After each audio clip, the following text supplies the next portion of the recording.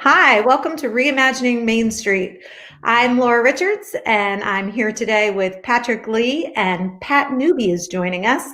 Pat is with Strategic Business Partnerships, and she's a colleague and a collaborator of SBI's. And she works on leadership development to help businesses build better businesses. So I'm going to kick it over to Patrick for today's discussion of leadership and culture. Patrick? Okay, welcome everybody. I'm actually pretty excited to have Pat join us. We've talked about having her on the podcast now for quite a while, and we've just now gotten around to doing it. I've had the opportunity to work with her on a variety of clients jointly over time. And here's the thing I can tell you about Pat. Pat is really, really excellent at being able to look at folks, help them figure out where their talents and skills lies, and then help them maximize their potential. And that comes into play in building organizations, building culture, and building good businesses.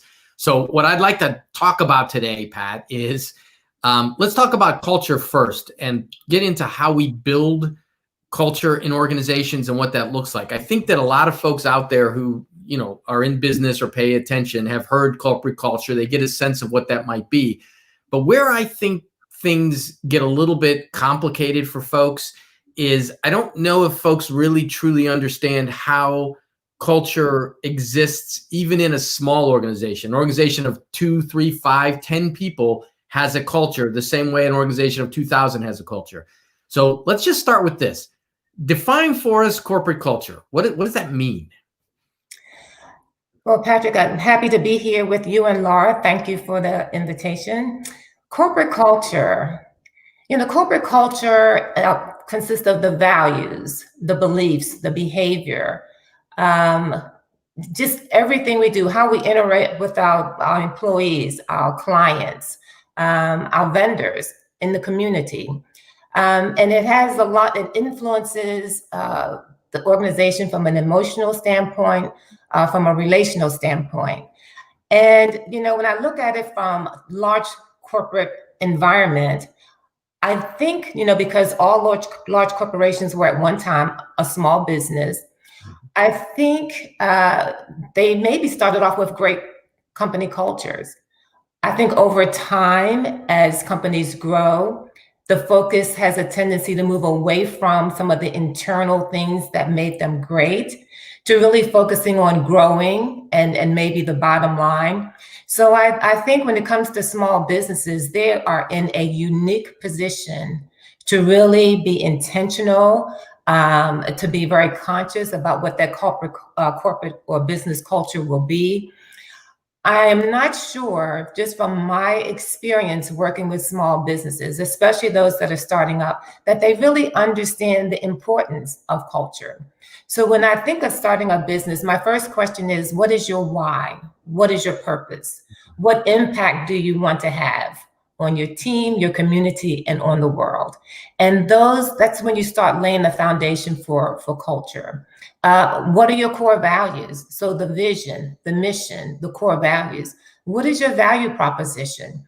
How do you want to appear in the eyes of your clients? How do you want to treat them? What do you want them to say about you?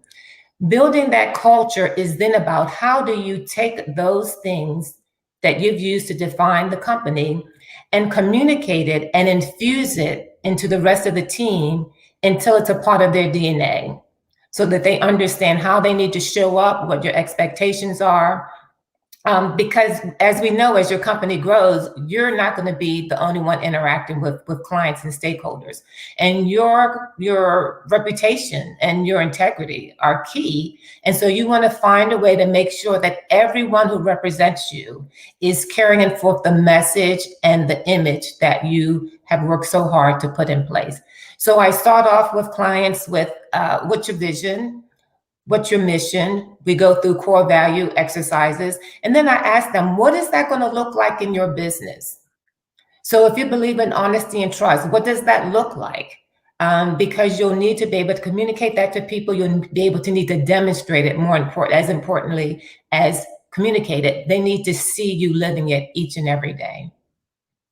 So there's a couple of unique things you said there that I think are interesting, because from your examples, there's a leader or an owner who's saying, I'm going to consciously create a culture, right? We're going to have a core values. We're going to have a vision. We're going to consciously create this culture. But I know that you find, and I know I find with many of the clients, there was never a conscious thought about culture that happened in that organization at all. A culture just sort of developed. And sometimes it develops fine, but sometimes you end up getting a view of the real purpose of that company because the culture mirrors that purpose, regardless of what the advertising says or the branding says or the claims are. You get a true viewpoint of that. And I think that's sort of an important concept to talk about. Culture is going to form whether you intentionally, actively help form it or whether it just sort of happens. And that can be, I think, problematic, correct? Absolutely. It's a double-edged sword. So if you're very clear about what you want to do and you demonstrate it in your actions and the way you interact with people and your team, the culture can be very positive. I think a lot of times we kind of get in there, we start running the business, we start doing things, and it's very stressful. We all know that starting and running a business is very challenging. And so how does that show up in your organization? You know, what impact does that have on your team? And so to your point, that's when that culture can maybe take on more of a negative tone. So I tell people, when people are coming into your organization, you really need to bring them on board with your story, the impact that you want to have, and your expectations. Because they're going to bring in whatever they've picked up along the way, because it's all they know, it's all they have. And what they picked up along the way may work for you and it may not.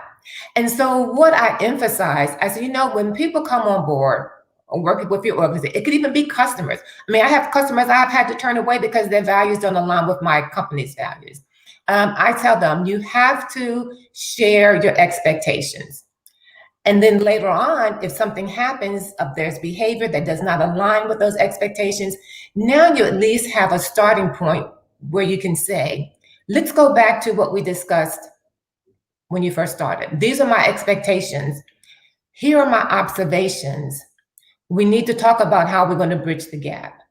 And so that brings in the next point. You have to hold people accountable to what you expect them to do.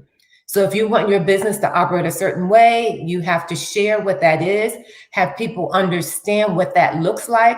It doesn't mean that they all have to, you know, walk around being robots, but they need to make sure they conduct themselves in a way that reflects the image that you want to, you know, kind of portray for your organization.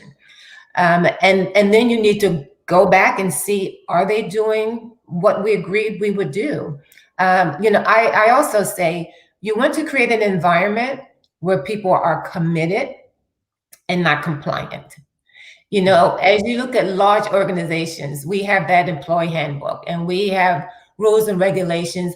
And I will say that you will never, ever be able to capture every single incident or scenario that may occur in an organization, because you just keep adding more things and more things to the handbook.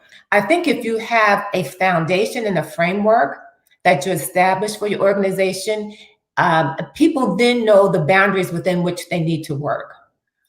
They're empowered to make some decisions that are in alignment with that framework and those boundaries. And so what happens is they know that Patrick or Laura would never make this type of decision. They know when something occurs, they understand how they need to respond. They don't have to go look for an employee handbook, you know, to kind of figure out what they're supposed to do.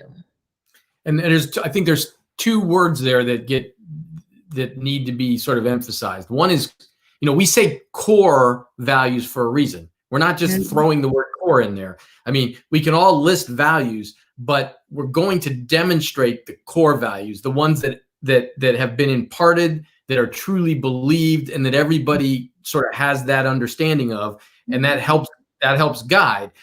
The other one was alignment. You said we have to align. And I think alignment is a key cultural piece. If we're not, if leadership and staff and vendors and clients aren't aligned around what the expectations are and what the intent and purpose of those relationships and interactions are, things will end up disappointing, right? This will go in a direction you didn't want it to go. Somebody's going to say, wait a minute, that's not what I expected or wanted.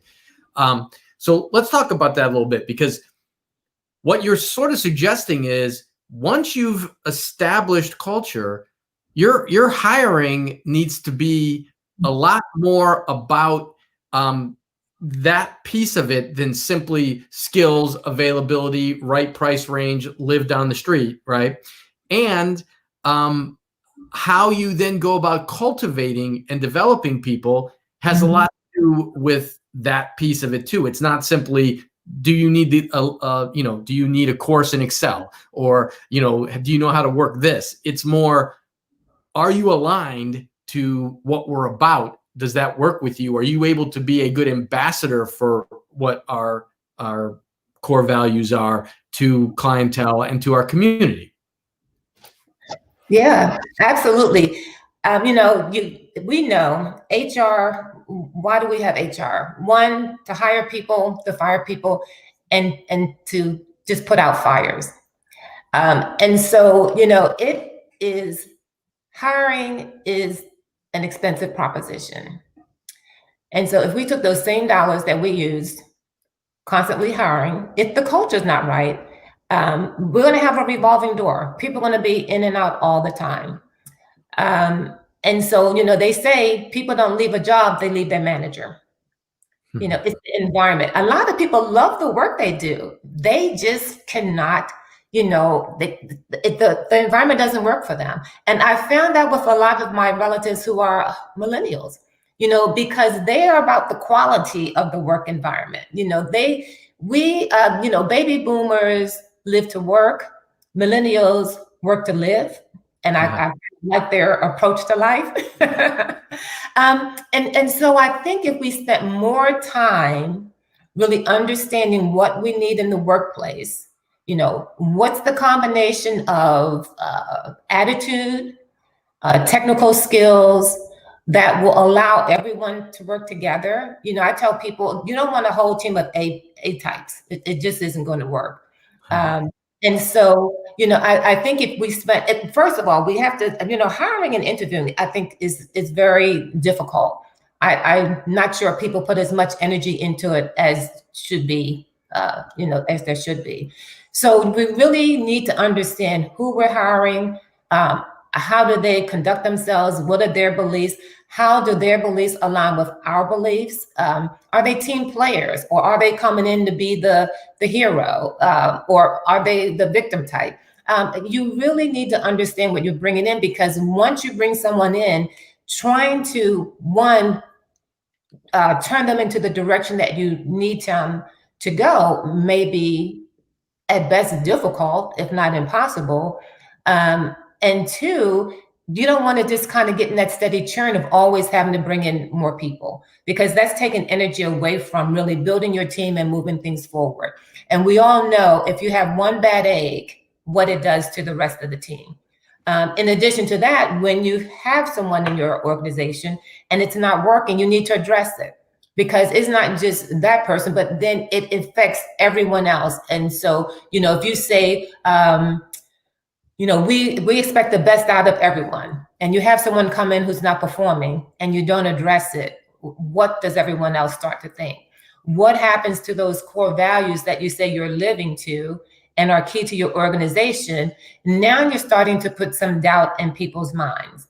And I'm a just a huge fan of Gallup's StrengthsFinder assessment and the whole strengths-based leadership. And so, they say there are 4 basic needs of followers. It's trust, compassion, stability, and hope. Now, if your team can't trust you, there's going to be a breakdown in the organizational structure. Relationships are going to be strained, and that just adds more chaos and confusion to a business environment that may already be challenging, just in terms of just trying to get your products and services out to your clients and interacting with your vendors, and participating and be a part of your community. So I believe it's important that everyone is on the same page, rowing in the boat, rowing in the same direction. Everyone understands what's expected of them. And I believe that, I'm really big on people being heard in the workplace, and how do we get the best out of each and every person that we bring into the organization. So I have three kind of basic rules that I believe, or principles. One, people want to be heard. Two, people want to be appreciated. And three, they want to feel that what they're doing makes a difference. And so as we look at leadership and culture, how do we build organizations that allow people to do their best work and be their best selves? And so my whole point of just really being passionate about this whole leadership and culture thing is because I've experienced just too many people going to work every day and they're not happy. And we spend way too much time at work to not be happy. And I think the answers can be quite simple. I've witnessed companies spending millions and millions of dollars on engaging employees, and to turn around the next week and say something that's so ridiculous that it just undoes everything they did the week before. And I truly believe that people come into a work environment excited about what they are doing. They're glad to be there. It's something that happens along the way that puts out that fire, that demotivates them, that has them being, less excited about getting up and going to work in the morning.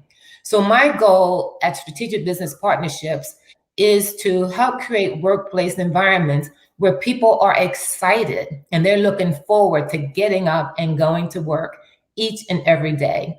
And that's because they love what they do, but also because they love the environment in which they get to do it. So even as I talk to people during this whole COVID thing, and some people are working from home, and I'm asking, how do you like working from home? And so there are some pluses. You have to worry about traffic. You can get up 5 minutes before you're supposed to be working. But the thing that they say they really miss the people. So people who work in a great environment, they really miss interacting with their coworkers. And that to me is an indication of a great culture. On the other hand, I also heard, I was watching one show, and someone said, well, I'm kind of liking this work at home thing because I get to work, do the work, and I don't have to be around those people I don't like.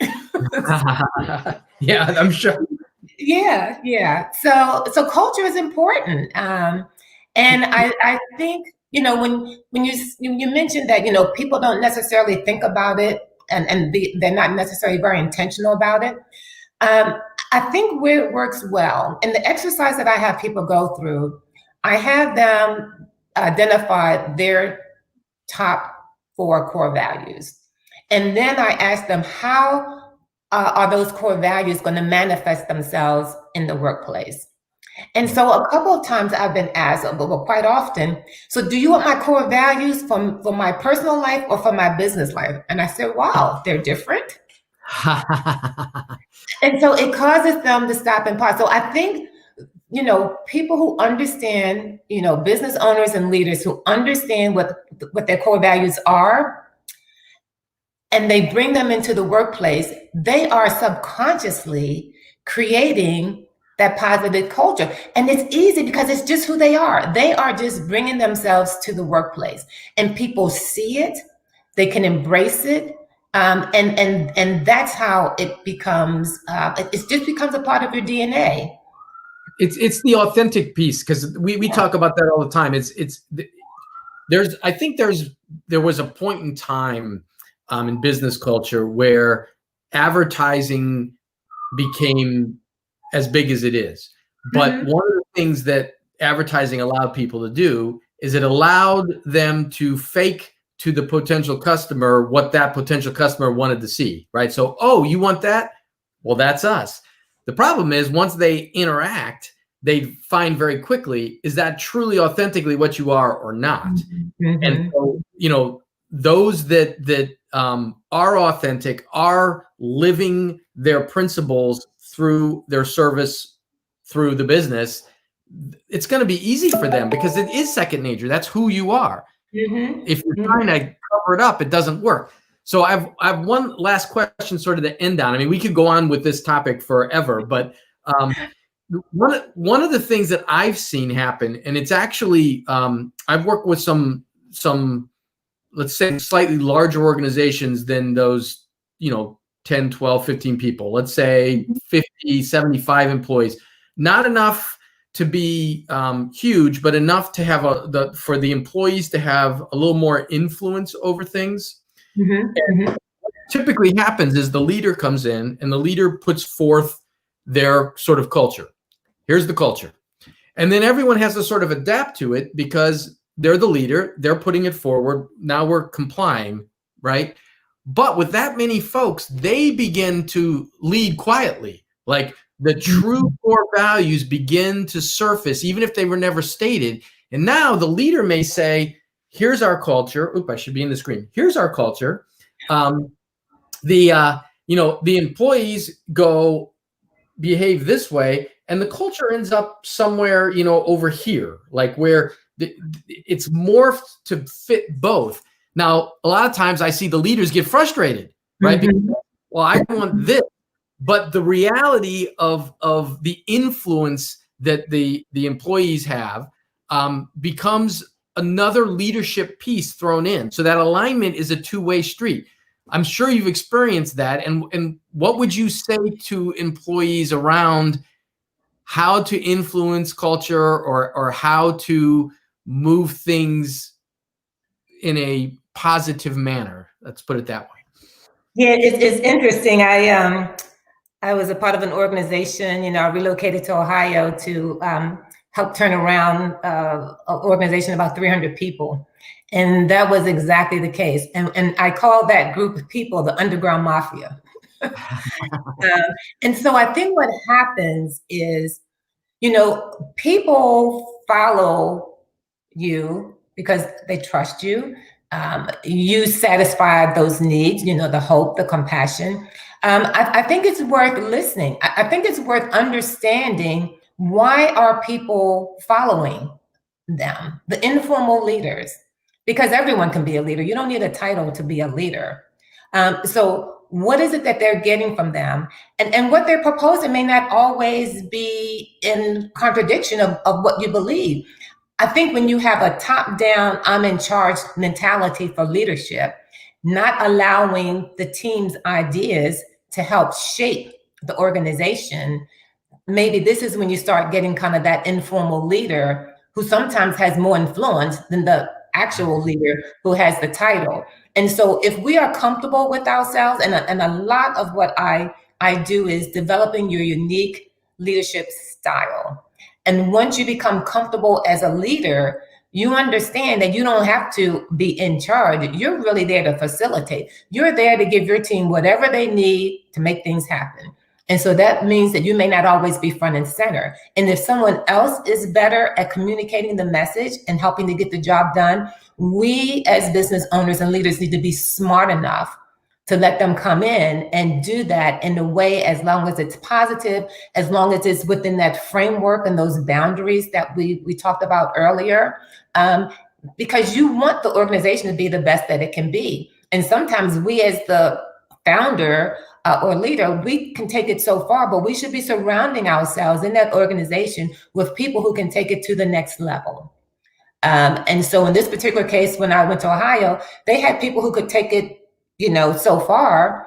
I came in, I took it to another level with a team of people. And I realized after 7 years, it was time for somebody else to come in and take it to yet the next level. And so, sometimes ego, especially I think with founders. Oh, yes. I think it's just really easy not to understand when it's time for you to move on and let someone else help you to go where you need to go. So, when we have these informal leadership environments, look for the positive in it. What is the message? There's something that needs to happen. Let's let go of the ego and let's understand how can we take this, exploit it, embrace it, and help it to, use it to help move the organization forward. Pat Newby, well said. Thank you. Yeah, thank you for coming on the podcast this week. It was great to have you, and it's very clear that there's a lot more to be said about this topic. So I hope you'll be willing to come back and join us again in the future. My absolute pleasure. Thank you so much for having me. All right, everyone. Thanks for tuning in, and we'll see you again next week. Bye, everybody.